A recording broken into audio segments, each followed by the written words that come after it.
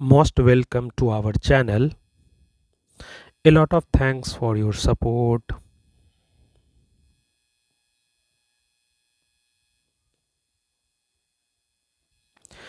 आज हम लोग भारत के भूगोल का थर्ड टॉपिक करने वाले हैं। थर्ड टॉपिक है भारत की प्रमुख घाटियाँ। घाटी है, राज्य हैं और विशेष हैं। फर्स्ट में है कांगड़ा घाटी। कांगड़ा घाटी कहाँ पे है? हिमाचल प्रदेश। और विशेष बात क्या है? तो धर्मशाला इसी घाटी में स्थित है। सेकेंड क्या है? चंबा घाटी। चंबा घाटी कहाँ पे है? हिमाचल प्रदेश में। साहिल वर्मन ने 920 में रावी नदी के तट पर बसाया था इसे। कौन बसाया था? साहिल वर्मन ने। लाहौल घाटी थर्ड है। ये कहाँ पे है? ये भी हिमाचल प्रदेश में है।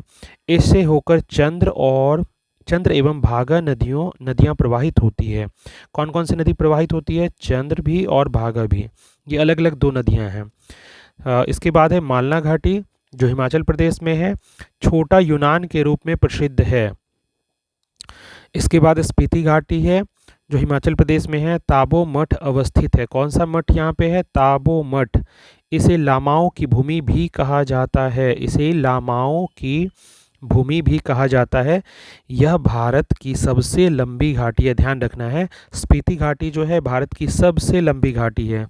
इसके बाद है हमारा पांगी घाटी, हिमाचल प्रदेश में है। पंगवाल और भूटिया लोगों का निवास स्थान है। दो टाइप के लोग रहते हैं यहाँ पे, पंगवाल और भूटिया। कुल्लू घाटी के बारे में क्या है? हिमाचल प्रदेश में होगा और व्यास नदी यहाँ बहती है। कौन सी नदी? व्यास नदी यहाँ बहती है। शांगला घाटी हिमाचल प्रदेश में है। इसे वास्पा घाटी भी कहा जाता है। पार्वती घाटी क्या है? हिमाचल प्रदेश में है और कुल्लू में व्यास एवं पार्वती नदी के संगम पर स्थित है। कौन कौन सी नदी है यहाँ पे? व्यास नदी और पार्वती नदी दोनों के संगम पर स्थित है। मणिकरण यानी गर्म जल फव्वारा जो है, हॉट स्पॉट स्थल यहाँ स्थित है। मणिकरण जो गर्म जल फव्वारा है यहीं स्थित है। किन्नौर घाटी के बारे में, हिमाचल प्रदेश में ही है। सेब उत्पादन के लिए प्रसिद्ध है। सेब उत्पादन के लिए किन्नौर घाटी बहुत प्रसिद्ध है। मरखा घाटी कहाँ पे है? लद्दाख में। हिमिस नेशनल पार्क को मार्ग प्रदान करता है। हिमिस नेशनल पार्क को ही मार्ग प्रदान करता है। नुब्रा घाटी लद्दाख में है। सियाचिन हिमनद से निकलने वाली जो नुब्रा नदी है उसका उद्गम क्षेत्र है। सियाचिन हिमनद से कौन सी नदी निकलती है? तो नुब्रा नदी निकलती है। नौ सुरु घाटी लद्दाख में है। सुरु नदी यानी सिंधु की सहायक नदी है। किस नदी की सहायक नदी है? तो सिंधु की सहायक नदी है सुरु नदी, इसी घाटी में बहती है। गलवान घाटी लद्दाख में है। यह लद्दाख एवं अक्साई चीन तक विस्तृत है। कहाँ से कहाँ तक? लद्दाख एवं अक्साई चीन तक विस्तृत है। दुन घाटी उत्तराखंड में है। जौहार घाटी उत्तराखंड में है। यह लद्दाख एवं अक्साई चीन तक विस्तृत है। ये भी और ये भी दोनों में सेम हम लोग इसका डिस्क्रिप्शन देखें। फूलों की घाटी उत्तराखंड में है। यहाँ ऋषि गंगा नदी बहती है। ऋषि गंगा नदी बहती है। इसे 2005 में यूनेस्को के विश्व विरासत स्थल में शामिल किया गया था। कब शामिल किया गया था? 2005 में। क्या चीज़ में? यूनेस्को के विश्व विरासत स्थल में। इसके बाद क्या है? सौर घाटी। सौर घाटी कहाँ पे? उत्तराखंड में है, पिथौरागढ़ में स्थित है। पिथौरागढ़ में सौर घाटी स्थित है। नौ इसके बाद हमारा धर्मा घाटी है, जो उत्तराखंड में है। इसका निर्माण धर्मा गंगा नदी द्वारा होता है। कौन सी नदी है? धर्मा गंगा नदी द्वारा होता है। नीलांग घाटी उत्तराखंड में है। यह गंगोत्री नेशनल पार्क के अंतर्गत आता है। गंगोत्री नेशनल पार्क के अंतर्गत। इसे उत्तराखंड का लद्दाख कहते हैं। उत्तराखंड में लद्दाख इसे ही कहा जाता है। यहाँ आप कुछ लुप्त प्राय वन्यजीव प्राणी प्रजातियों जैसे कस्तूरी मृग, हिम तेंदुआ, भारल या हिमालयन नीली भेड़ को भी देख सकते हैं। युमथांग घाटी सिक्किम में है। हॉट स्प्रिंग एवं रोडोडेंड्रॉन झीलों के लिए प्रसिद्ध है। चुम्बी घाटी सिक्किम में ही है। यह डोकलाम पठार में अवस्थित है। यहाँ भारत, भूटान एवं चीन तीन देशों की सीमाएं मिलती है। नाथुला एवं जेलेपला दर्रा जो है इसी घाटी में खुलते हैं। कौन कौन से दो दर्रा हैं? नाथुला दर्रा और जेलेपला दर्रा, ये दोनों इसी घाटी में खुलते हैं। यहाँ से कैलाश मानसरोवर तीर्थयात्री जाते हैं। कैलाश मानसरोवर के लिए तीर्थयात्री यहीं से जाते हैं। जूके घाटी कहाँ है? नागालैंड में। यह नागालैंड एवं मणिपुर की सीमा पर स्थित है। इसे पूरब का स्विट्जरलैंड भी कहा जाता है। इसे पूरब का स्विट्जरलैंड कहा जाता है। अराकू घाटी आंध्र प्रदेश में है। यह कॉफ़ी की खेती के लिए प्रसिद्ध है। गंडीकोटा घाटी, तो ये आंध्र प्रदेश में है। इसे the hidden grand canyon of India के नाम से जाना जाता है। किस नाम से? The hidden grand canyon of India के नाम से जाना जाता है। कंबन घाटी कहाँ है? तमिलनाडु में। ये थेक्काडी, वरुसनाडु एवं कोडाइकनाल पहाड़ियों से घिरा है। तीन तीन पहाड़ी है, थेक्काडी, वरुसनाडु और कोडाइकनाल, ये तीनों पहाड़ियों से घिरा है। शांत घाटी केरल में है। यह एक राष्ट्रीय उद्यान है, नेशनल पार्क है, जो अपनी जैव विविधता यानी बायोडायवर्सिटी के लिए प्रसिद्ध है। नेवरा घाटी कहाँ पे है? पश्चिम बंगाल में। बराक घाटी कहाँ है? असम में। इस घाटी का नाम बराक नदी पर पड़ा है। बराक एक नदी है, उसी पे इसका नाम पड़ा है। सिल्वर इस घाटी का प्रमुख नगर है। सिलचर इस घाटी का प्रमुख नगर है। यह क्षेत्र चाय की खेती के लिए भी प्रसिद्ध है। कश्मीर घाटी इसके बाद है, जो जम्मू कश्मीर में है। इसे भारत का स्विट्जरलैंड कहा जाता है। भारत का स्विट्जरलैंड किसको कहा जाता है? कश्मीर घाटी को कहा जाता है। यहाँ के वेरीनाग झील जो हैं से ही झेलम नदी निकलती है। कौन सी नदी निकलती है? झेलम नदी। कहाँ से निकलती है? वेरीनाग झील से। डोंग घाटी जो है अरुणाचल प्रदेश में है। भारत में सूर्योदय सबसे पहले यहीं होता है। भारत में सूर्योदय सबसे पहले कहाँ होता है? तो डोंग घाटी, अरुणाचल प्रदेश में। नेक्स्ट हमारा टॉपिक है भारत की नदियाँ। भारत की नदियाँ, सबसे पहले जो नदी के बारे में पढ़ना है वो है सिंधु नदी। सिंधु नदी फिर उद्गम स्थल, फिर संगम मुहाना और उसकी लंबाई और विशेष बात जो है वो सारा हम लोग एक साथ देखेंगे। तो सबसे पहले नदी देखते हैं। सिंधु नदी सबसे पहले पढ़ना है। सिंधु नदी कहाँ है? उद्गम कहाँ से होता है? तो तिब्बत में मानसरोवर झील के पास सानोख्यावाब हिमनद से। कहाँ से? सानोख्यावाब हिमनद से और मानसरोवर झील के पास से। ये तिब्बत में है, वहाँ से इनका उद्गम होता है। संगम या मुहाना कहाँ होगा? अरब सागर में। लंबाई कितनी है? 2880 किलोमीटर भारत में, लेकिन ये 1114 ही किलोमीटर है, ध्यान रखना है। इसकी विशेष बात क्या है? तो इसकी सहायक नदियाँ जो है जास्कर है। जास्कर, श्योक, गिलगित, हुंजा, नुब्रा, सिगर, गेसिंग, द्रास, सतलज, चिनाब, रावी, ब्यास, झेलम, इतनी सारी नदियाँ इनकी सहायक नदियाँ हैं। जास्कर, श्योक, गिलगित, हुंजा, नुब्रा, सिगर, गेशिंग, द्रास, सतलज, चिनाब, रावी, ब्यास तथा झेलम, ये सारी इसकी सहायक नदी है जो मिलके बहती है। झेलम दूसरा नदी हम लोग को पढ़ना है। झेलम कहाँ से निकलता है? उद्गम कहाँ है? वेरीनाग यानी कश्मीर में कश्मीर के समीप शेषनाग झील से। कौन से झील से? कश्मीर के समीप शेषनाग झील से। और संगम मुहाना कहाँ है? चिनाब नदी में। लंबाई टोटल कितना होगा? 724 किलोमीटर भारत में, लेकिन ये 400 किलोमीटर ही है। श्रीनगर में इसके बारे में विशेष बात क्या है कि श्रीनगर में शिकारा एवं या बजरे चलाए जाते हैं। श्रीनगर में शिकारा और बजरे चलाए जाते हैं। नाउ इसके बाद क्या है हमारा? रावी नदी में क्या है? कांगड़ा जिला, हिमाचल प्रदेश, रोहतांग दर्रे के समीप से ये निकलती है और चिनाब नदी में जाके मिल जाती है। ये संगम और मुहाना इसका चिनाब नदी है। और उद्गम कहाँ से था? कांगड़ा जिला, हिमाचल प्रदेश, रोहतांग दर्रे के समीप से। और इसके बाद इसकी लंबाई 725 किलोमीटर है। यह माधोपुर के पास मैदान में प्रवेश करती है। माधोपुर के पास ही यह मैदान में प्रवेश करती है। ना इसके बाद जो हमारी नदी है वो है चिनाब नदी। चंद्र तथा भागा इसके उद्गम स्थान हैं, जो लाहुल के बारालाचा दर्रे जो हैं के दोनों ओर स्थित हैं। लाहुल के बारालाचा दर्रे जो हैं इसके दोनों ओर स्थित हैं। चंद्र एवं भागा इसके उद्गम स्थान है। और इसका मुहाना मुहाना और संगम कहाँ पे होगा? तो सिंधु नदी में होगा। और 1180 किलोमीटर है, ये भारत में है। और यह सिंधु की सबसे बड़ी सहायक नदी है। एक्सट्रीमली इंपॉर्टेंट, ध्यान रखना है। चिनाब नदी जो है, ये अभी किसके बारे में पढ़ रहे थे? चिनाब नदी के बारे में। चिनाब नदी जो है यह सिंधु की सबसे बड़ी सहायक नदी है। यह पीर पंजाल में गहरा गॉर्ज बनाती है। कहाँ पे बनाती है? पीर पंजाल में गहरा गॉर्ज बनाती है एवं अखनूर के निकट जो है मैदान में प्रवेश करती है। किस जगह? अखनूर के निकट मैदान में प्रवेश करती है। नौ इसके बाद हमारा है व्यास नदी में क्या पड़ना है? हिमाचल प्रदेश में रोहतांग दर्रे के समीप व्यास कुंड से 4330 मीटर की ऊंचाई पर ये निकलती है और हरिके यानी कपूरथला के समीप सतलज नदी में मिल जाती है।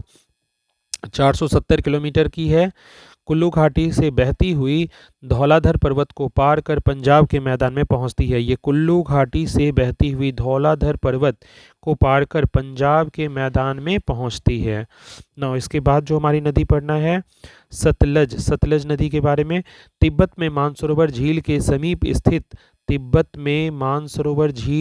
समीप स्थित राकस ताल जो है, जिसकी ऊंचाई समुद्र तल से 4555 मीटर है, वहां से ये निकलती है। उच्च शरीफ यानी पाकिस्तान से लगभग 17 किलोमीटर उत्तर में चिनाब नदी से जाके मिल जाती है और लगभग 1500 मीटर जो है टोटल लंबी है, 1500 मीटर की लंबाई है, जो भारत में 1050 ही है। 1500 किलोमीटर होना चाहिए। 1500 किलोमीटर की टोटल लंबाई है, जो भारत में 1050 ही किलोमीटर है। और शिवालिक पर्वत जो है श्रृंखला को काटती हुई यह पंजाब में प्रवेश करती है। कौन सी पर्वत श्रृंखला को काटती हुई? शिवालिक पर्वत श्रृंखला को काटती हुई ये पंजाब में प्रवेश करती है। ना इसके बाद हमारा है गंगा नदी। गंगोत्री के पास से गोमुख हिमानी यानी समुद्र तल से जो 3900 मीटर की ऊंचाई पे है, उससे भी ज़्यादा कहीं ऊंचाई पे है, वहाँ से ये निकलती है। गंगोत्री के पास से गोमुख हिमानी जो है, जो समुद्र तल से 3900 मीटर से भी अधिक ऊंचाई पर है, वहाँ से ये निकलती है, बंगाल की खाड़ी में जाके मिल जाती है और 2525 मीटर की ये लंबाई है इसकी टोटल, जो भारत में है। और गंगा, भागीरथी एवं अलकनंदा नदियों का सम्मिलित नाम है। इसकी नाम अलग अलग क्या है? गंगा, भागीरथी एवं अलकनंदा नदियों का सम्मिलित नाम है, यानी मिक्स करके इसको गंगा बोला जाता है। इसके बाद जो हमारी नदी है यमुना नदी। इसके बाद हमारी नदी यमुना नदी है।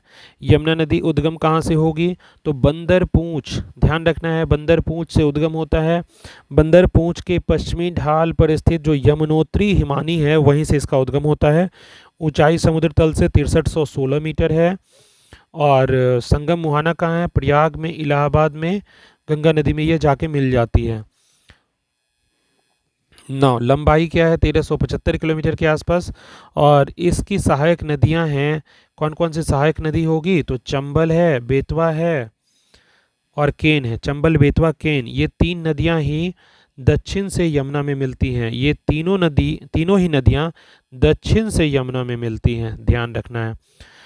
इसके बाद जो हमारी नदी है वो है चंबल। चंबल नदी मध्य प्रदेश में मऊ के समीप स्थित जाना पाव पहाड़ी यानी सिंगार चौड़ी चोटी, ऊंचाई कितनी है इसकी? समुद्र तल से 843 मीटर की ऊंचाई से ये उद्गम है। इसका उद्गम कहाँ से है? तो मध्य प्रदेश में मऊ के समीप जो स्थित जाना पाव पहाड़ी सिंगार चौड़ी चोटी जो है, वहाँ से है, जो 843 मीटर की ऊंचाई पर है। संगम कहाँ होगा? तो इटावा, जो उत्तर प्रदेश में है, से 38 किलोमीटर की दूरी पर यमुना नदी में ये जाके मिल जाती है। 995 टोटल किलोमीटर इसका है लंबाई। और देश के सबसे गहरे खड्डों का निर्माण और इसकी सहायक नदियां कौन कौन सी हैं? देश के सबसे गहरे खड्डों का निर्माण ये करती है। दूसरा, इसकी सहायक नदियां कौन कौन सी है? काली सिंध है, पार्वती है, सिप्ता है, बनास है, कुड़ल है, बामनी है और मेज है। ये सारी इसकी सहायक नदियां हैं। इसके बाद जो हम लोग को पढ़ना है वो है रामगंगा।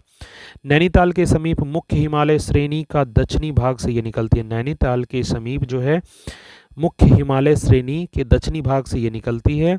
कन्नौज के निकट गंगा नदी में जाकर मिल जाती है। 696 किलोमीटर की टोटल लंबाई है। खोन इसकी प्रमुख सहायक नदी है। खोन जो है इसकी प्रमुख सहायक नदी है। इसके बाद हम लोग को पढ़ना है शारदा नदी, जिसे काली गंगा भी कहा जाता है। ये कुमायूं हिमालय का हिमनद है। कुमायूं हिमालय का हिमनद से निकलती है। कुमायूं हिमालय का मिलाम हिमनद से निकलती है। बहराम घाट के समीप घाघरा नदी में जाकर मिल जाती है। 602 किलोमीटर की टोटल लंबाई है। इसकी सहायक नदियां कौन कौन सी है? तो सरमा है, लिसार है, सरयू है, पूर्वी रामगंगा है और चौकिया है ना। इसके बाद हमारी कौन सी नदी है? घाघरा, जिसे कर्नाली या कौरियाला भी कहा जाता है। नेपाल में तकलाकोट से 37 किलोमीटर उत्तर पश्चिम में मपसा तुंग हिमानी से ये निकलती है। नेपाल में तकलाकोट से 37 किलोमीटर उत्तर पश्चिम में मपसा तुंग हिमानी से ये निकलती है। सारण तथा बलिया जिले की सीमा पर गंगा नदी में मिल जाती है। सारण तथा बलिया जिला की सीमा पे गंगा नदी में जाके मिल जाती है। 1080 किलोमीटर की लंबाई है। शिवालिक को पार करते समय सीसपान नामक 180 मीटर गहरे खड्ड का निर्माण करती है। काली नदी, चौकिया नदी, छोटी गंगा इसकी सहायक नदी है। काली नदी, चौकिया नदी और छोटी गंगा इसकी सहायक नदियां हैं ना। इसके बाद क्या है? गंडक। तो नेपाल में इसे सालीग्राम और मैदानी भाग में नारायणी कहा जाता है। बहुत इंपॉर्टेंट है। नेपाल में इसे सालीग्राम और मैदानी भाग में इसे नारायणी नदी कहते हैं ना।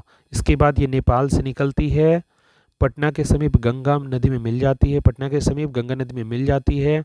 भारत में 425 किलोमीटर के आसपास लंबी है। और सहायक नदियाँ कौन कौन सी है? सहायक नदियाँ काली गंडक, त्रिशूली गंगा। काली गंडक, त्रिशूली गंगा हैं। इनमें मिलने वाले गोल गोल पत्थर जो हैं उनको सालीग्राम कहा जाता है। Extremely important. इनमें मिलने वाले जो गोल गोल पत्थर होते हैं उनको सालीग्राम कहा जाता है। इसके बाद जो हमारी नदी है कोसी। कोसी कहाँ से निकलती है? तो गोसाई थान चोटी के उत्तर से निकलती है। गोसाई थान चोटी के उत्तर में निकलती है और कारागोला के दक्षिण पश्चिम में गंगा नदी में जाके मिल जाती है। कारागोला के दक्षिण पश्चिम में गंगा नदी में जाके मिल जाती है। 730 किलोमीटर की लंबाई है। इसकी मुख्य धारा जो है अरुण नदी, तिब्बत में जिसे पंगचू कहते हैं। सहायक नदियां कौन कौन सी है? तो यारू है, शून कोसी है, तामुर कोसी है, इंद्रावती है, लीखू है, दूध कोशी है, भोट कोशी है, तांबा कोसी है आदि। ये सारी सहायक नदियां थी ना। इसके बाद जो हमारी नदी है बेतवा या बेत्रवती, मध्य प्रदेश के रायसेन जिले में कुमरा गांव के समीप विंध्याचल जो पर्वत है वहां से निकलती है। मध्य प्रदेश के रायसेन जिले में कुमरा गांव के समीप विंध्याचल पर्वत से निकलती है और हमीरपुर के समीप जो है यमुना नदी में जाकर मिल जाती है। हमीरपुर के समीप यमुना नदी में जाकर मिल जाती है। 480 किलोमीटर की टोटल लंबाई है। ऊपरी मार्ग में कई झरनों का निर्माण करती है। ऊपरी मार्ग में कई झरनों का निर्माण करती है। इसके बाद हमारी नदी है सोन। सोन नदी जो है अमरकंटक की पहाड़ियों से निकलती है। अमरकंटक की पहाड़ियों से निकलती है। Extremely important. पटना के समीप गंगा में जाके ये मिल जाती है। पटना के समीप गंगा में जाके मिल जाती है। 780 किलोमीटर की लंबाई है। नर्मदा के समीप उद्गम है। नर्मदा के समीप जो है इसका उद्गम है। इसके बाद हमारी जो नदी है वो है ब्रह्मपुत्र। ब्रह्मपुत्र नदी तिब्बत में शाम्पू तथा अरुणाचल प्रदेश में दिहांग कहा जाता है। ध्यान रखना है, बहुत स्पेशल है। तिब्बत में ब्रह्मपुत्र को शाम्पू तथा अरुणाचल प्रदेश में दिहांग कहा जाता है। ये कहाँ से निकलती है? तिब्बत में मानसरोवर झील से 80 किलोमीटर की दूरी पर स्थित जो चेम युंग डुंग हिमानी है वहीं से ये निकलती है, जिसकी समुद्र तल से ऊंचाई कितनी है? 5150 मीटर की ऊंचाई है और बंगाल की खाड़ी में जाके ये मिल जाती है। 2900 किलोमीटर टोटल लंबाई है इसकी, जो भारत में 916 किलोमीटर मानी जाती है। प्रमुख सहायक नदियां कौन कौन सी हैं ब्रह्मपुत्र नदी की? तो दिबांग है, लोहित है, कामेंग है, सुबनसिरी है, मानस है, पुथिमारी है, घनसिटी है, धनसिटी, पगलडिया और तीस्ता। ये सारी देश जो है, तीस्ता तो बांग्लादेश में है, ये सारी नदियां इसकी सहायक नदियां हैं। बहुत इंपॉर्टेंट है। दिबांग, लोहित, कामेंग, सुबनसिरी, मानस, पुथिमारी, धनसिटी, पगलडिया और तीस्ता, ये सारी इसकी सहायक नदी हैं। इसके बाद जो हमारी नदी है वो है नर्मदा। नर्मदा नदी कहाँ से निकलती है? विंध्य व सतपुड़ा पर्वत श्रृंखला के मध्य से होकर बहती है। नर्मदा नदी जो है विंध्य एवं सतपुड़ा पर्वत श्रृंखला के मध्य से होकर बहती है, ध्यान रखना है। और ये निकलती कहाँ से है? विंध्याचल पर्वत श्रेणियों में स्थित जो अमरकंटक नामक स्थान है वहाँ से निकलती है। ऊंचाई कितनी है? तो 1057 मीटर की ऊंचाई से ये निकलती है। खंबात की खाड़ी में जाकर मिल जाती है। खंबात की खाड़ी में जाकर मिल जाती है। 1312 किलोमीटर टोटल लंबाई है। जबलपुर में भेड़ा घाट के समीप कपिल धारा जो है धुआंधार जलप्रपात जिसे कहा जाता है उसका निर्माण करती है। जबलपुर में भेड़ा घाट के समीप कपिल धारा जलप्रपात जिसे धुआंधार जलप्रपात भी कहते हैं उसका निर्माण करती है। डेल्टा के बजाय एस्चुअरी बनाती है। ध्यान रखना, डेल्टा नहीं बनाती है ये, डेल्टा नहीं बनाती है, डेल्टा के बजाय एस्चुअरी बनाती है। यह विभ्रंश घाटी यानी रिफ्ट वैली से होकर बहती है। दो चीज़ें हैं, एक तो ये डेल्टा के बजाय एस्चुअरी बनाती है, दूसरा विभ्रंश घाटी जो है से होकर बहती है। नौ, इसके बाद हमारा है ताप्ती नदी। ताप्ती नदी बैतूल जिले यानी मध्य प्रदेश के मूल ताप्ती नगर के पास से 722 मीटर की ऊंचाई से निकलती है। सूरत के निकट खंबात की खाड़ी में जाके मिल जाती है। 724 किलोमीटर की लंबाई है। डेल्टा के बजाय ये भी जो है एस्चुअरी ही बनाती है। पूर्णा प्रमुख सहायक नदी है इसकी। ये भी ऐसी नदी है जो डेल्टा के बजाय एस्चुअरी बनाती है। अब इसके बाद क्या है हमारा? महानदी। महानदी कैसी है? तो छत्तीसगढ़ के रायपुर जिले में के समीप से निकलती है। छत्तीसगढ़ के रायपुर जिले में सिहावा के समीप से ये निकलती है। रायपुर जिले के सिहावा के समीप से निकलती है। बंगाल की खाड़ी यानी कटक के समीप ये जाके मिल जाती है। बंगाल की खाड़ी में जाके मिल जाती है। 851 किलोमीटर की टोटल लंबाई है। कटक यानी उड़ीसा में ये जाके मिल जाती है बंगाल की खाड़ी में। ब्रह्मानी तथा बैतरनी सहायक नदियां हैं। ब्रह्मानी तथा बैतरनी इसकी सहायक नदियां हैं। ना इसके बाद जो है वह है हमारी क्षिप्रा नदी। इंदौर जिले की काकरी, इंदौर मध्य प्रदेश जिले की काकरी बर्डी नामक पहाड़ी है। इंदौर जिले की काकरी बर्डी नामक पहाड़ी से निकलती है। चंबल नदी में जाकर मिल जाती है और 560 किलोमीटर की टोटल लंबाई है। इसके किनारे उज्जैन का जो विख्यात महाकालेश्वर मंदिर है वही है। इसके किनारे उज्जैन का विख्यात महाकालेश्वर जो है मंदिर है। यहाँ प्रति 12वें वर्ष कुंभ मेला भी लगता है। यहाँ प्रति 12वें वर्ष कुंभ मेला लगता है। तो क्षिप्रा नदी के बारे में अभी हम लोग पढ़ रहे थे। ना इसके बाद माही नदी के बारे में पढ़ना है, जो धार जिला मध्य प्रदेश के अमझोड़ा में मेहद झील से निकलती है। खंबात की खाड़ी में जाकर मिल जाती है। 585 किलोमीटर की लंबाई है। इस पर बजाज सागर बांध यानी बांसवाड़ा बनाया गया है। कर्क रेखा को 2 बार काटती है। एक्सट्रीमली इंपॉर्टेंट, ये कर्क रेखा को 2 बार काटती है। कौन सी नदी है हमारी? माही नदी। माही नदी जो है कर्क रेखा को 2 बार काटती है। इस पर बजाज सागर बांध भी, बसवाड़ा बांध भी बनाया गया है और कर्क रेखा को 2 बार काटती है। इसके बाद हम लोग को पढ़ना है लूनी नदी के बारे में। लूनी नदी क्या है? अजमेर जिले में स्थित जो नाग पहाड़ है, अरावली पर्वत, यह पुष्कर के समीप 2 धाराओं सरस्वती और सागरमती के रूप में उत्पन्न होती है, जो गोविंदगढ़ के निकट आपस में मिल जाती है।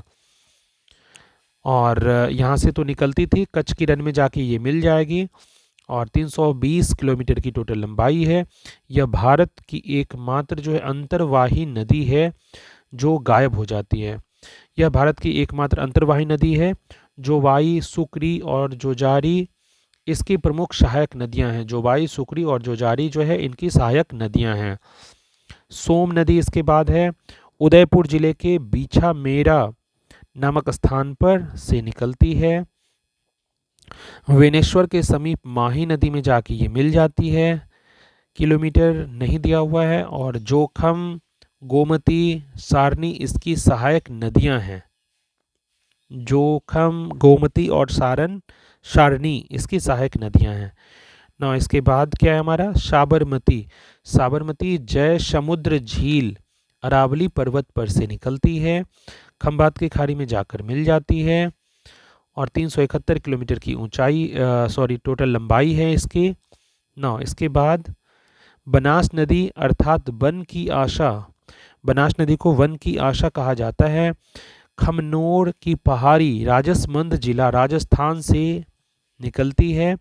चंबल यानी रामेश्वरम के नज़दीक ये जाकर मिल जाती है। 480 किलोमीटर टोटल लंबाई दिया हुआ है। यह एकमात्र ऐसी नदी है जो संपूर्ण चक्र राजस्थान में ही पूरा करती है। एक्सट्रीमली इम्पोर्टेंट, यह एकमात्र ऐसी नदी है जो संपूर्ण चक्र अपना जो है राजस्थान में ही पूरा करती है। इसकी सहायक नदियां में बेरच, कोठारी, मानसी, खारी, मोरेल ये सारे हैं। इसके बाद जो पढ़ना है वो है बाणगंगा। बाणगंगा नदी बैराठ की पहाड़ी जयपुर से निकलती है। यमुना यानी फतेहाबाद आगरा के समीप जाकर मिलती है। 378 किलोमीटर की टोटल लंबाई है इसकी। इस पर जमवा रामगढ़ के पास बांध बनाया गया है। इस पर जमवा रामगढ़ के पास बांध बनाकर जयपुर को पेयजल की आपूर्ति की जाती है। तो जयपुर को पेयजल की आपूर्ति इस पर ही बांध बनाकर की गई है। तो जमवा रामगढ़ के पास इस पर बांध बनाया गया और जयपुर को पेयजल की आपूर्ति की जाती है इससे ना। इसके बाद कृष्णा है। तो कृष्णा नदी जो है महाबलेश्वर के समीप पश्चिमी घाट यानी पहाड़ से निकलती है। महाबलेश्वर के समीप पश्चिमी घाट पहाड़ से निकलती है, जिसकी ऊंचाई समुद्र तल से 1337 मीटर है। बंगाल की खाड़ी में जाके मिल जाती है। 1401 किलोमीटर की लंबाई टोटल मानी जाती है इसकी। इसकी प्रमुख सहायक नदियां जो है वो कौन कौन सी है? भीमा है, तुंगभद्रा है, मूशी है, अमरावती है, कोयना है, पंचगंगा है, दूधगंगा है, घाटप्रभा, मालप्रभा, ये सारी इसकी सहायक नदियां हैं। इसकी प्रमुख सहायक नदियां कौन कौन सी है? भीमा, तुंगभद्रा, मूशी, अमरावती, कोयना, पंचगंगा, दूधगंगा, घाटप्रभा, मालप्रभा, इतनी सारी जो हैं ये इसकी सहायक नदियां हैं कृष्णा नदी की। नाउ नेक्स्ट देखते हैं। नेक्स्ट हमारी जो नदी है वो है गोदावरी। गोदावरी नदी नासिक जिले के महाराष्ट्र के त्र्यंबक गांव की एक पहाड़ी से निकलती है। नासिक जिले यानी महाराष्ट्र में जो है के त्र्यंबक गांव की एक पहाड़ी से निकलती है। ये पहाड़ी जो है प्रायद्वीपीय भारत की सबसे बड़ी एवं लंबी नदी है। मतलब ये गोदावरी नदी के बारे में दिया हुआ है कि प्रायद्वीपीय भारत की सबसे बड़ी एवं लंबी नदी है। कहाँ से निकलेगी? नासिक जिले के त्र्यंबक गांव की एक पहाड़ी से निकलती है जो महाराष्ट्र में है। बंगाल की खाड़ी में जाकर मिल जाती है। लंबाई टोटल कितना है? 1465 किलोमीटर की लंबाई है। इसे वृद्ध गंगा भी कहा जाता है या दक्षिण गंगा के नाम से भी जाना जाता है। इसे वृद्ध गंगा या दक्षिण गंगा के नाम से भी जाना जाता है। गोदावरी की प्रमुख सहायक नदियां हैं। इनकी कौन कौन सी सहायक नदी है? तो पेनगंगा है, इंद्रावती है, प्राणहिता है, मंजीरा है, सबरी है, पूर्णा, वेनगंगा, प्रवदा और वर्धा। कौन कौन सी सहायक नदी गोदावरी नदी की है? तो इसमें है पेनगंगा, इंद्रावती, प्राणहिता, मंजीरा, सबरी, पूर्णा, वेनगंगा, प्रवदा और वर्धा। इसे वृद्ध गंगा और दक्षिण गंगा भी कहा जाता है। किसके बारे में पढ़ रहे थे? गोदावरी के बारे में। नाउ कावेरी नदी क्या है? तो कर्नाटक के कुर्ग जिले में स्थित ब्रह्मगिरी पहाड़ी से निकलती है। कर्नाटक के कुर्ग जिले में स्थित ब्रह्मगिरी जो पहाड़ी है वहीं से निकलती है। ऊंचाई उसका कितना है? तो 1341 मीटर जो है समुद्र तल से ऊंचाई है। बंगाल की खाड़ी में जाके मिल जाएगी। 800 किलोमीटर की इसकी लंबाई मानी जाती है। इसे दक्षिण भारत की गंगा के रूप में भी जाना जाता है। इसे दक्षिण भारत के गंगा के रूप में भी जाना जाता है। इससे पहले जो हम लोग गोदावरी के बारे में पढ़े थे, बेसिकली वो जो गोदावरी के बारे में पढ़े थे ना, उसको दक्षिण गंगा कहा जाता था। यहाँ लिखा हुआ है कि वृद्ध गंगा या दक्षिण गंगा भी कहा जाता है। लेकिन ये जो कावेरी के बारे में पढ़ रहे हैं, अभी वाला जो पढ़ रहे हैं कावेरी के बारे में, उसमें है क्या कि इसे दक्षिण भारत की गंगा के रूप में भी जाना जाता है। दक्षिण भारत की गंगा के रूप में जाना जाता है। शिव समुद्रम जलप्रपात तथा श्रीरंगपट्टम एवं शिव समुद्रम द्वीपों की उपस्थिति इसका महत्व बढ़ा देती है। ये क्या क्या उपस्थिति यहाँ पे है? शिव समुद्रम जलप्रपात भी है और श्रीरंगपट्टम एवं शिव समुद्र द्वीप, ये सारे यहाँ पे उपस्थित हैं। तो इसके कारण इसका महत्व बहुत बढ़ जाता है। इसकी सहायक नदी कौन कौन सी है? तो बाएं से कौन कौन सी मिलती है? हेमावती है, सिमसा है, अर्कावती है और दाएं से ये बाएं की थी। बाएं से कौन कौन सी थी? हेमावती, सिमसा और अर्कावती। और दाएं से कौन कौन सी है? काबिनी है, भवानी है, नोय्यल है और अमरावती है। तो ये सारी नदियां इसकी सहायक नदी थी। अब इसके बाद हम लोग को तुंगभद्रा के बारे में पढ़ना है। कर्नाटक में पश्चिमी घाट पहाड़ की गंगा मूल चोटी से तुंगा तथा समीप में ही काडूर से भद्रा नदी का उद्गम, यानी ये दोनों से ये निकलती है और कृष्णा नदी में जाके ये मिल जाती है। 331 किलोमीटर टोटल लंबाई है। इसकी प्रमुख सहायक नदी कौन कौन सी है? तो कुमुदवती, वर्धा, मगारी और हिंद, ये सारी इनकी सहायक नदी है।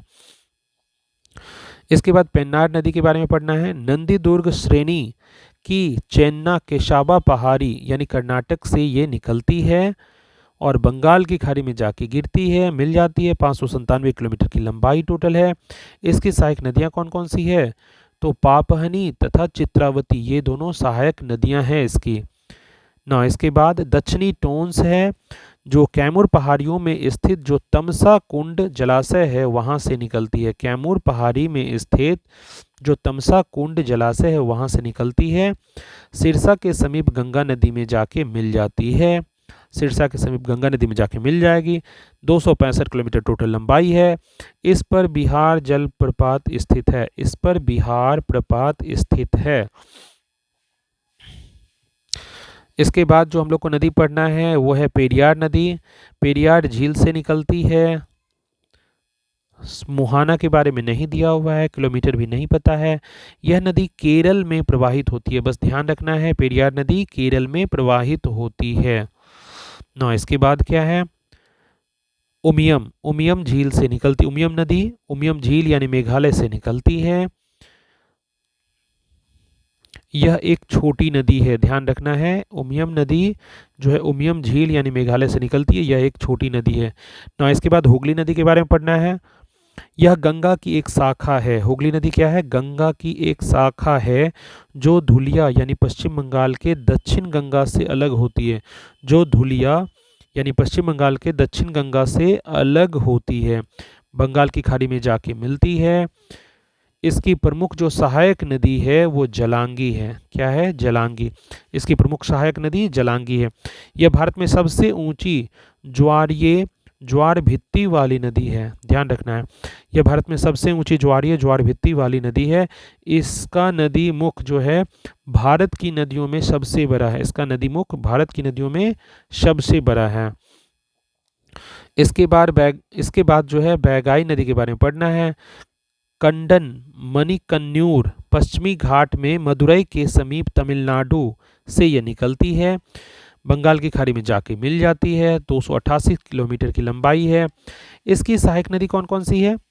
तो कुमम, वर्षानाड, सरीलियार, तेवियार, बड़ा और मंगलार, ये सारी इसकी सहायक नदियां हैं। कौन कौन सी थी? कुमम, वर्षानाड, सरीलियार, तेवियार, बड़ा और मंगलार, ये सारी सहायक नदी थी।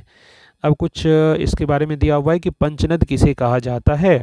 तो पंचनद जो है नाम पंजाब की 5 मुख्य नदियों सतलुज, व्यास, रावी, चेनाब और झेलम को दिया जाता है। पंचनद जो है वो पंजाब की 5 मुख्य नदियों यानी सतलुज, व्यास, रावी, चेनाब और झेलम को दिया जाता है। अब हम लोग आते हैं, अब आगे देखते हैं। उत्तराखंड के उत्तरकाशी जिले में 3900 मीटर की ऊंचाई, उत्तराखंड के उत्तरकाशी जिले में 3900 मीटर की ऊंचाई पर गोमुख के निकट गंगोत्री हिमानी गंगा का उद्गम स्रोत है।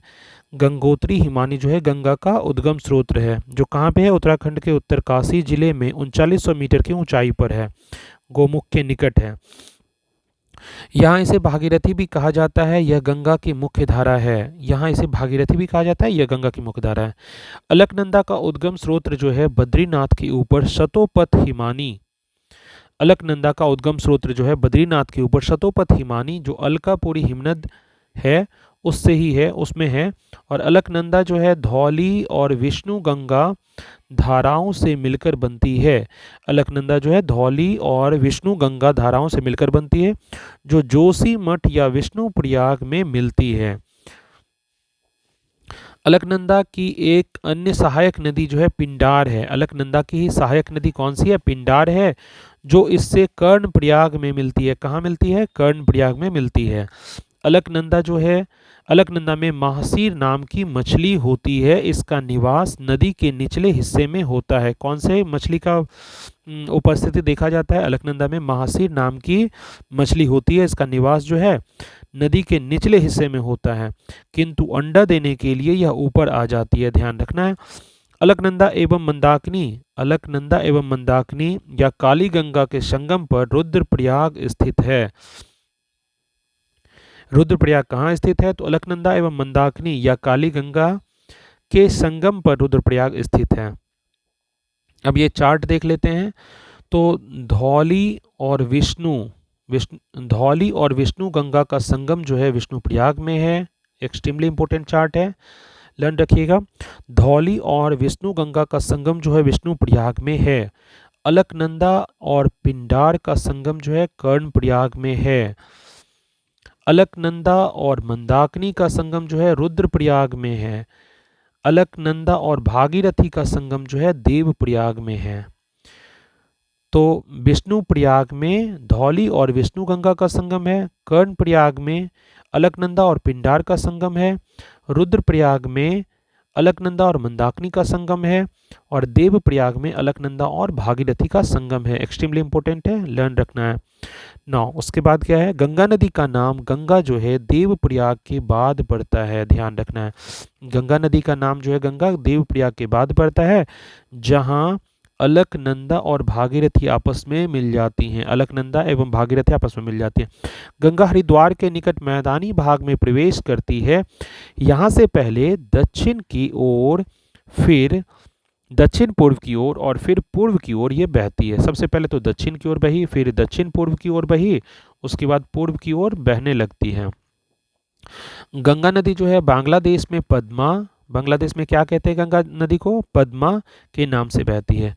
ब्रह्मपुत्र नदी बांग्लादेश में जमुना के नाम से बहती है। ब्रह्मपुत्र नदी जो है बांग्लादेश में अगर पूछा जाए तो जमुना के नाम से बहती है। और पाबना के पूर्व गोलुंडो घाट के पास पद्मा से मिल जाती है। और इसकी सम्मिलित धारा जो है उसको पद्मा कहते हैं। इसकी सम्मिलित धारा को ही पद्मा कहा जाता है। आगे बहती हुई जब यह नदी चांदपुर के उत्तर में पहुंचती है तो मेघना इससे आकर मिलती है। तब यह मेघना के नाम से बहती हुई कई जल वितरिकाओं में बटती हुई समुद्र में मिल जाती है। मेघना की सहायक बराक नदी है। मेघना की सहायक जो है बराक नदी है। उद्गम कहाँ पे था इसका? तो मणिपुर की माउंट जानपो पहाड़ी में इसका उद्गम था।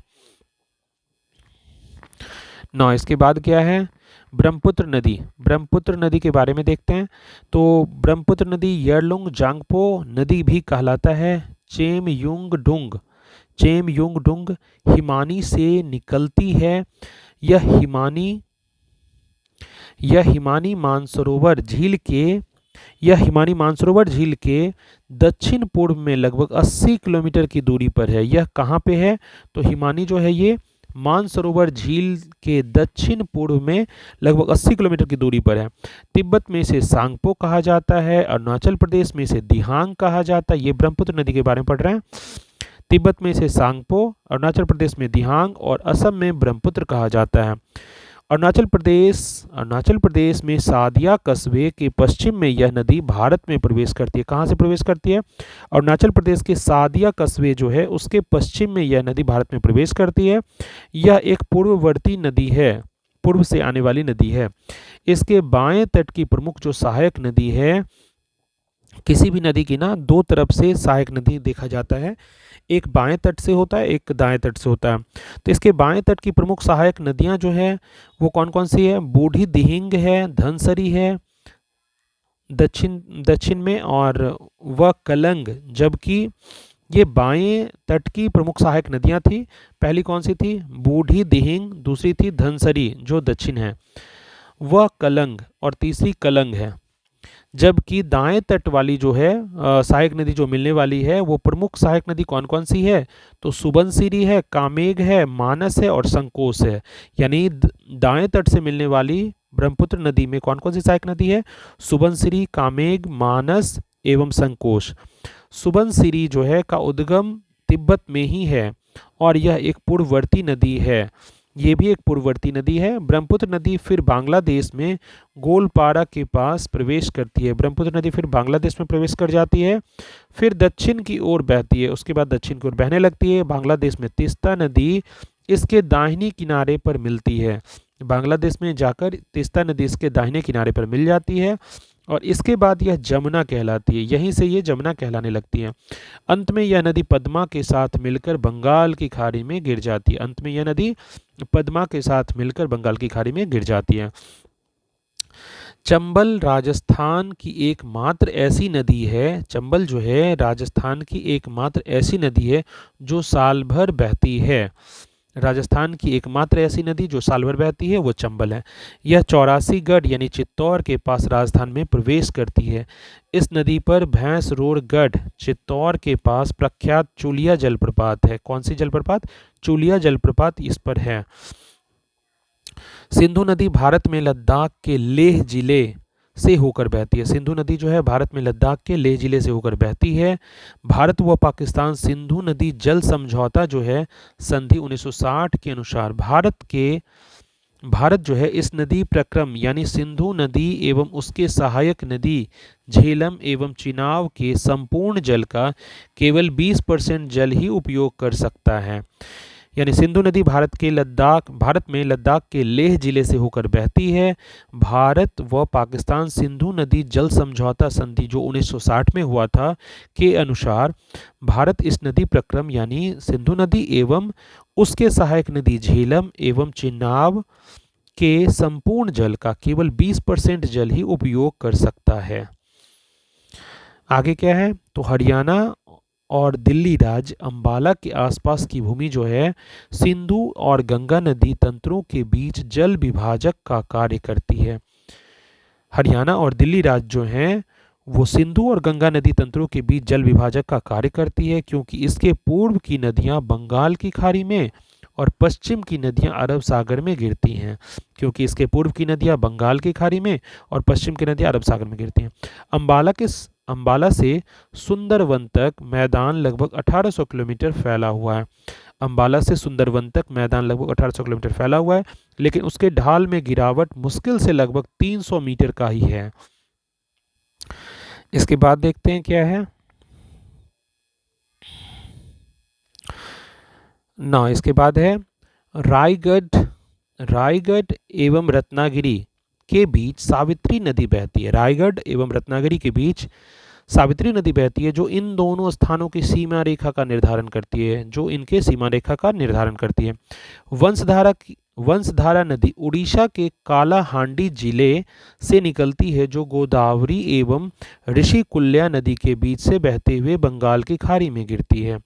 गोदावरी नदी का जल ग्रहण क्षेत्र जो है कैचमेंट एरिया भारत के 7 राज्यों यानी महाराष्ट्र, तेलंगाना, छत्तीसगढ़, मध्य प्रदेश, आंध्र प्रदेश, कर्नाटक, उड़ीसा में विस्तृत है। बराक नदी जो है मणिपुर हिल के माउंट जानपो से निकलती है। यह भारत के असम, मणिपुर तथा मिजोरम राज्यों से बहते हुए बांग्लादेश में प्रवाहित होती है। बराक नदी की प्रमुख सहायक नदियां कौन कौन सी है? जीरी, धलेश्वरी, सिंगला, लोंगई और सोनाई। बांग्लादेश में इसे सुरमा तथा मेघना के नाम से जाना जाता है। बराक नदी को राष्ट्रीय जलमार्ग 6 घोषित किया गया है। बराक नदी को राष्ट्रीय जलमार्ग यानी नेशनल वाटरवेज 6 घोषित किया गया है। इस नदी पर तिहाई मुख बांध अवस्थित है। कौन सी बांध? तिहाई मुख बांध अवस्थित है।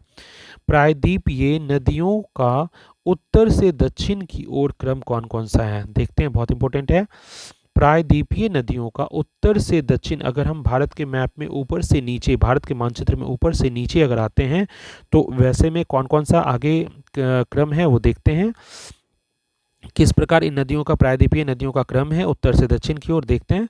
तो क्रम से सबसे पहले महानदी आएगा, फिर आएगा गोदावरी, तीसरा आएगा कृष्णा, फिर आएगा पेन्नार और फिर आएगा कावेरी, फिर आएगा सिक्स में वैगई। तो महानदी, गोदावरी, कृष्णा, पेन्नार, कावेरी और वैगई, ये सारी नदी उत्तर से दक्षिण की ओर आपको प्रायद्वीपीय नदी में भारत में मिलेंगी। प्रायद्वीपीय नदियों की लंबाई के अनुसार घटता क्रम कौन सा है, यानी लंबाई के अनुसार अगर घटता क्रम देखें तो गोदावरी सबसे बड़ी होगी। घटते क्रम है तो सबसे पहला सबसे बड़ा होगा गोदावरी, फिर कृष्णा होगी, फिर नर्मदा होगी, फिर महानदी, फिर कावेरी, फिर ताप्ती। इसके बाद क्या है, 16 सितंबर 2015 को आंध्र प्रदेश सरकार द्वारा लिए गए महत्वपूर्ण निर्णय के अंतर्गत दक्षिण भारत की दो बड़ी नदियों गोदावरी एवं कृष्णा को जोड़ने का कार्य किया गया। उसके बाद इसके अंतर्गत परीक्षण के तौर पर आंध्र प्रदेश के गोदावरी जिले इब्राहिमपट्टनम नामक स्थान से पहली बार गोदावरी नदी के 600 क्यूसेक पानी को पोलावरम नहर द्वारा विजयवाड़ा जिले में कृष्णा नदी तक पहुंचाया गया। यह पोलावरम विजयवाड़ा लिंक परियोजना कहलाता है, जो आंध्र प्रदेश के कृष्णा व गुंटूर जिलों में पानी की कमी का सामना कर रहे किसानों के लिए लाभकारी मानी जा रही है। ना इसके बाद क्या है, गोवा में दो महत्वपूर्ण नदियां हैं। गोवा में दो महत्वपूर्ण नदियां हैं, मांडवी है और जुआरी है। मांडवी नदी कर्नाटक में पश्चिमी घाट की ढलानों में उत्पन्न होती है। मांडवी नदी जो है कर्नाटक में पश्चिमी घाट की ढलानों में उत्पन्न होती है। केरल की सबसे बड़ी नदी जो है वो भरतपुझा है। केरल की सबसे बड़ी नदी भरतपुझा है, अन्नामलाई पहाड़ियों से निकलती है, जो अन्नामलाई पहाड़ियों से निकलती है। इस पोनानी के नाम से, इसे पोनानी के नाम से भी जाना जाता है। और पेरियार केरल की दूसरी सबसे बड़ी नदी है। पेरियार जो है इसकी दूसरी सबसे बड़ी नदी है। सबसे बड़ी नदी कौन सी है, भरतपुझा। और केरल की पाम्बा नदी जो है वेम्बानाद झील में गिरती है। केरल की पाम्बा नदी जो है वेम्बानाद झील में गिरती है। अब जो है पढ़ना है हम लोग को नेक्स्ट टॉपिक, भारत की प्रमुख झीलें। भारत की प्रमुख झीलें।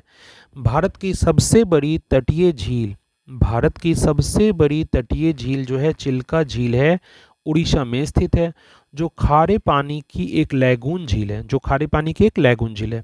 यहाँ नौसेना का प्रशिक्षण केंद्र भी है। वर्षा ऋतु में चिल्का झील को दाया और भार्गवी नदी से जल प्राप्त होता है। इस झील की लंबाई 65 किलोमीटर, चौड़ाई 8 से 20 किलोमीटर और गहराई लगभग 2 मीटर है।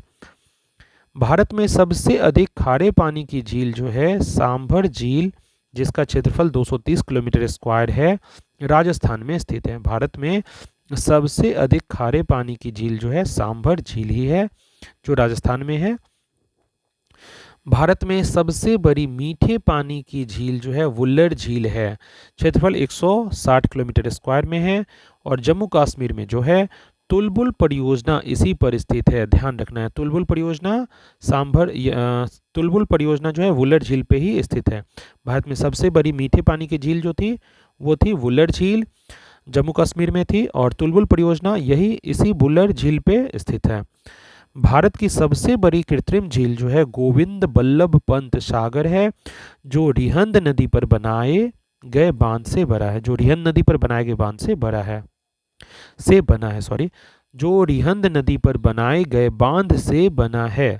भारत की सबसे बड़ी कृत्रिम झील जो है गोविंद बल्लभ पंत सागर है, जो रिहंद नदी पर बनाए गए बांध से बना है। पहाड़ियों से घिरे अभिकेंद्री अपवाह वाले विस्तृत समतल गर्त को ही वॉल्सम कहते हैं।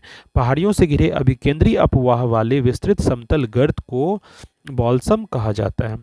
ऊंट कडाल पुल, डल झील, ऊंट कडाल पुल जो है डल झील के बीच में स्थित है और इसका अधिकांश भाग निशांत बाग में दिखाई पड़ता है। डल झील को श्रीनगर के आभूषण के नाम से भी जाना जाता है। डल झील को श्रीनगर के आभूषण के नाम से भी जाना जाता है।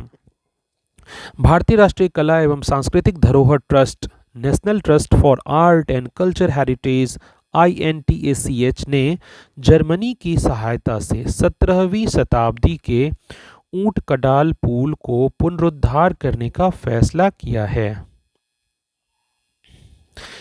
आइए इसके बाद देखते हैं।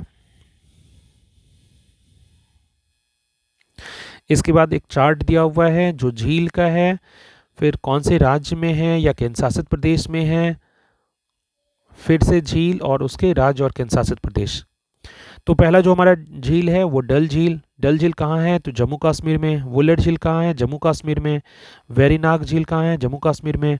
मानस बल झील कहाँ है? जम्मू कश्मीर में। शेषनाग झील जम्मू कश्मीर में। अनंतनाग झील जम्मू कश्मीर में। नागिन झील जम्मू कश्मीर में। सातताल झील उत्तराखंड।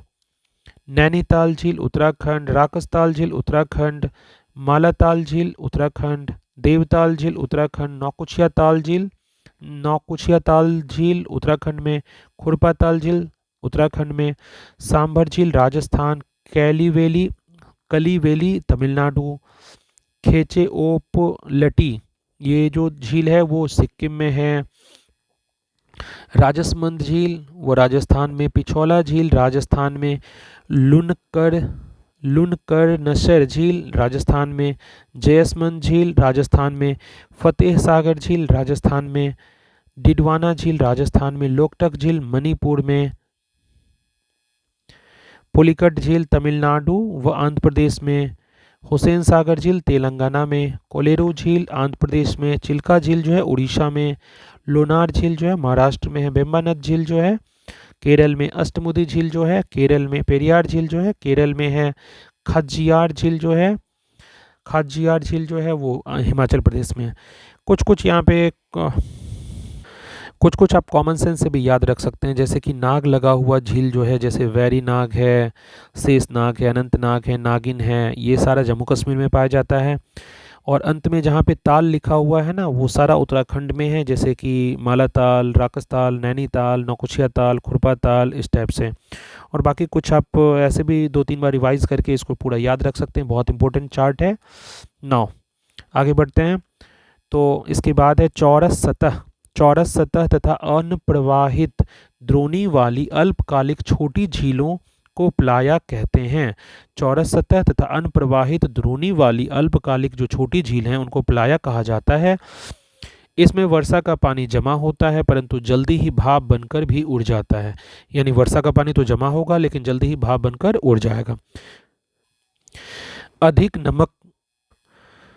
अधिक नमक वाली प्लाया जो है सैलिनास कहलाता है। अधिक नमक अगर होती है प्लाया में तो सैलिनास उसे कहा जाता है। प्लाया को अरब रेगिस्तान में खवारी और तथा ममलाहा तथा सहारा में शिट्ट कहा जाता है। तो सांभर एवं इसके बाद क्या है, सांभर एवं डिडवाना थार मरुस्थल के पूर्वी सिरे पर खारे पानी की झील हैं। सांभर और डिडवाना जो है थार मरुस्थल के पूर्वी सिरे पर खारे पानी की झील है। सांभर झील जो है बॉल्सम का और डिडवाना झील जो है प्लाया का उदाहरण है। सांभर झील बॉल्सम का, बॉल्सन पढ़े थे अभी कुछ देर पहले, और डिडवाना झील जो है प्लाया का उदाहरण है। भारत में सबसे अधिक ऊंचाई पर जो है झील वो चोलामू झील है, जो कहाँ है, सिक्किम में है। तीस्ता नदी का उद्गम यहीं से होता है। भारत की सबसे ऊंचाई पर जो स्थित झील है कौन सी है? चोलामू झील है। कौन सी झील है? चोलामू झील है, और ये सिक्किम में है और तीस्ता नदी का उद्गम यहीं से होता है। महाराष्ट्र का बुल्ढाना जिले में लोनार झील जो है ज्वालामुखी उद्गार से बनी झील है। क्या चीज़ से बनी है ये? ज्वालामुखी उद्गार से बनी झील है। यह एक क्रेटर झील है, क्रेटर से बनी हुई झील है। उकाई यानी गुजरात ताप्ती नदी पर स्थित मानव निर्मित झील है। उकाई जो है गुजरात में ताप्ती नदी पर स्थित मानव निर्मित यानी आर्टिफिशियल मैनमेड जो लेक है वो है मानव निर्मित झील। राणा प्रताप सागर व जवाहर सागर राजस्थान में एवं गांधी सागर जो मध्य प्रदेश में है चंबल नदी पर स्थित झीलें हैं। राणा प्रताप सागर व जवाहर सागर जो राजस्थान में है एवं गांधी सागर जो मध्य प्रदेश में है, ये चंबल नदी पर स्थित झीलें हैं। नागार्जुन सागर जो है नालगोंडा जिला तेलंगाना में और तथा गुंटर जिला आंध्र प्रदेश में। कृष्णा नदी पर निजाम सागर तेलंगाना, मंजरा नदी पर और तुंगभद्रा कर्नाटक में तुंगभद्रा नदी पर मानव निर्मित झीलें हैं। लोकटक झील जो है मणिपुर में, लोकटक झील जो है मणिपुर में पूर्वोत्तर भारत में मीठे पानी की सबसे बड़ी झील है। पूर्वोत्तर भारत में, ईस्टर्न इंडिया में ये सबसे बड़ी जो है, सॉरी पूर्वोत्तर यानी नॉर्थ ईस्ट में जो है, हमारे इंडिया के नॉर्थ ईस्ट में मीठे पानी की सबसे बड़ी झील है। इस झील में केबुल लामजाओ नामक तैरता हुआ राष्ट्रीय पार्क या नेशनल पार्क है, फ्लोटिंग पार्क है। इस झील में केबुल लामजाओ जो है नाम का तैरता यानी फ्लोटिंग नेशनल पार्क है। हुसैन सागर झील जो है हैदराबाद व सिकंदराबाद के मध्य स्थित है। पश्चिमी तट पर स्थित वेम्बानद झील जो है केरल एक लैगून, पश्चिमी तट पर स्थित जो वेम्बानद झील है जो केरल में है, एक लैगून झील है। इसी झील में वेलिंगटन द्वीप है जहां पर राष्ट्रीय नौकायन प्रतियोगिताएं होती है। भारत का सबसे छोटा राष्ट्रीय राजमार्ग जो है NH-47A है, वेलिंगटन द्वीप पर ही है। पूर्वी तट पर स्थित पुलिकट झील जो है भारत की दूसरी सबसे बड़ी, पुलिकट झील जो है भारत की दूसरी सबसे बड़ी लैगून झील है, लैगून झील है। इसका 84% भाग जो है आंध्र प्रदेश में एवं 16% भाग जो है वो तमिलनाडु में पड़ता है। बैरियर टापू जो है जिसका नाम श्रीहरिकोटा है, इसे बंगाल की खाड़ी से अलग करता है। बैरियर टापू जिसका नाम श्रीहरिकोटा भी है, इसे बंगाल की खाड़ी से अलग करता है। श्रीहरिकोटा द्वीप पर सतीश धवन उपग्रह प्रक्षेपण केंद्र ये हैं। इसरो का जो ये सतीश धवन उपग्रह और प्रक्षेपण केंद्र है ये श्रीहरिकोटा द्वीप पर ही है। इसरो का जो सतीश धवन उपग्रह प्रक्षेपण केंद्र है वो श्रीहरिकोटा द्वीप पर ही है ना। इसके बाद है पुलिकट झील जो है के जल का मुख्य स्रोत अरानी, कालंजी और स्वर्णमुखी नदियां हैं। कौन कौन सी नदियां? अरानी, कालंजी और स्वर्णमुखी नदियां हैं। पुलिकट झील के जल का ये मुख्य स्रोत हैं। ना इसके बाद देखते हैं बकिंघम नगर जो है पुलिकट झील के पश्चिमी हिस्से में है। बकिंघम नगर पुलिकट झील के पश्चिमी हिस्से में है। अब इसके बाद क्या है? पुलिकट झील के आंध्र प्रदेश नालौर जिला वाले हिस्से में 1976 में ईस्वी में तमिलनाडु नालौर पुलिकट झील के आंध्र प्रदेश नालौर जिला वाले हिस्से में 1976 ईस्वी में एवं तमिलनाडु तिरुवल्लुर जिला वाले हिस्से में 1980 ईस्वी में एक पक्षी अभयारण्य स्थापित किया गया। एशिया की सबसे बड़ी मीठे पानी की गोखुर झील जो है, ऑक्सबो लेक जिसे कहा जाता है, वो कांवर झील है। कांवर झील जो कि बिहार में है, जो बूढ़ी गंडक नदी के घुमावदार होने के कारण बनी थी।